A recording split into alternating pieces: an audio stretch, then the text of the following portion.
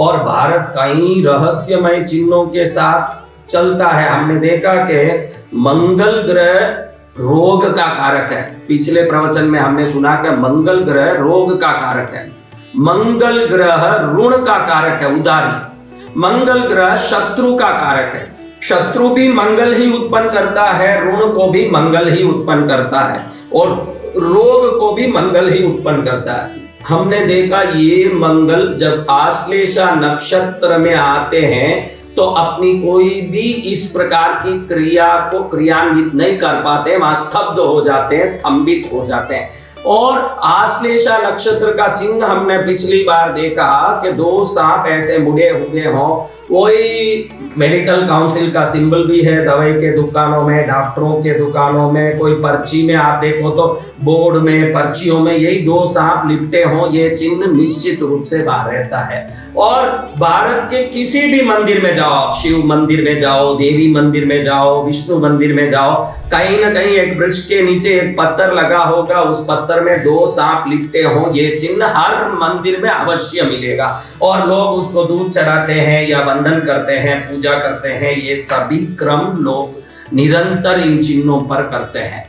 ये आश्लेषा नक्षत्र का चिन्ह अमेरिकन मेडिकल काउंसिल ने भी अपने एम्बलम बना के रखा हुआ है, उसको लोगो बना के रखा हुआ है। यही चिन्ह भारत के हर मंदिर में दिखने में आता है। आप देखिएगा, आपका लॉकर का एक पासवर्ड होता है, वो कोई भी 1 4 8 9 ऐसा कोई भी नंबर का होगा।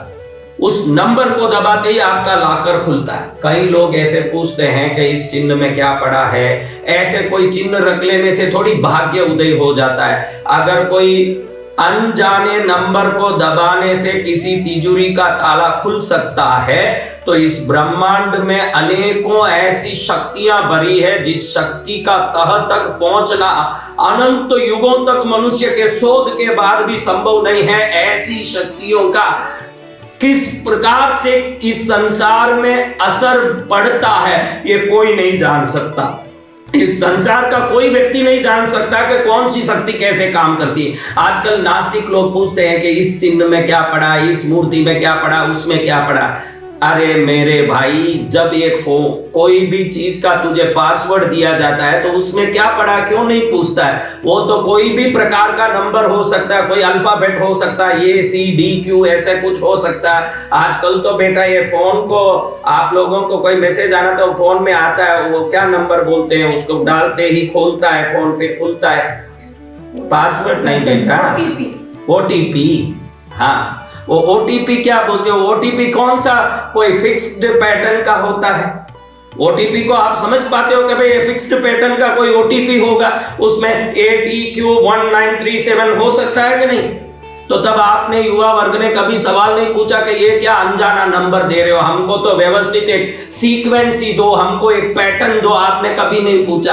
आपको OTP कोई भी प्रकार का आए, आपको मालूम है कि OTP डालें तो आपके फोन में से वो मैसेज खुल जाएगा। अगर OTP से मैसेज खुल सकता है तो भारतीय संस्कृति में दिए गए विभिन्न चिन्ह आपके भाग्य को खोलने वाले OTP है, ये ध्यान रख लो। आपके भाग्य को खोलने वाले अगर कोई OTP है तो ये भारत में दिए गए विभिन्न चिन्ह हैं। विभिन्न कई लोग मुझे पूछते हैं स्वस्तिक में क्या पड़ा है, क्या है, एक स्वस्तिक बना लेने से क्या होता है, उसके बारे में अभी समझेंगे। लेकिन आपको मैं समझाना चाहता हूं कि भारत में जितने चिन्ह दिए गए हैं, आज कंप्यूटर आ गया, फोन आ गया, फोन में आपके लिए गुप्त मैसेज आना, वो दूसरा पढ़ न ले, इसलिए पहले कोई भी कंपनी हो, कोई भी संस्था हो, पहले एक OTP भेज दिए। वो OTP नंबर आप कंफर्म करो तो बाद में ही आपको वो मैसेज खोलने में मिलता है। तो ईश्वर के दिए हुए OTP हैं ये जितने भी चिन्ह हैं। आश्लेषा नक्षत्र का ये जो सर्प चिन्ह को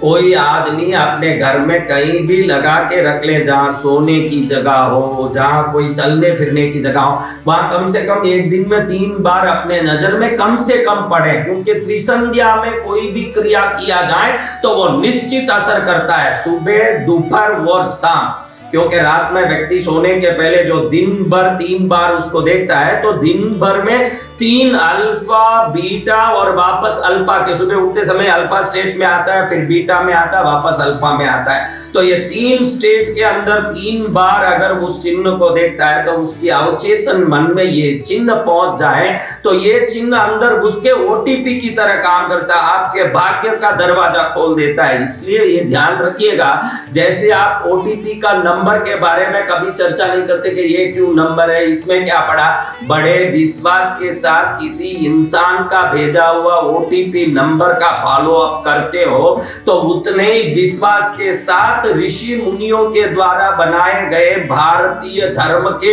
सभी प्रकार के क्रियाओं का भी उतना ही विश्वास करोगे।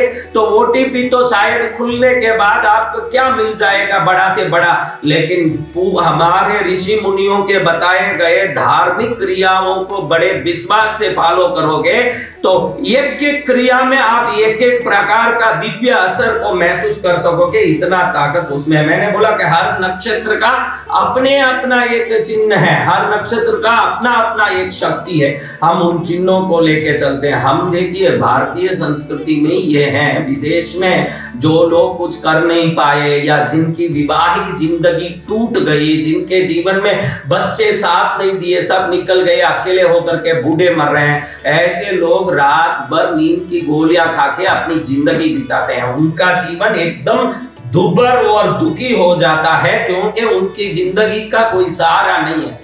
भारतीय धर्म में ईश्वर से लेके देवी देवताओं से लेके अपने गुरु से लेके समाज से लेके पारिवारिक रिश्तों के लोग तक सभी लोग सहयोग करते हैं, यथासंभव आज भी कर रहे हैं। भले कितना भी आधुनिक दुनिया हो गया है, आज भी गली गांव समाज उत्सव मनाता है, कार्य करता है। ये कोई भी उत्सव या कार्य क्रियाकलाप आप विदेशों में नहीं देख सकते।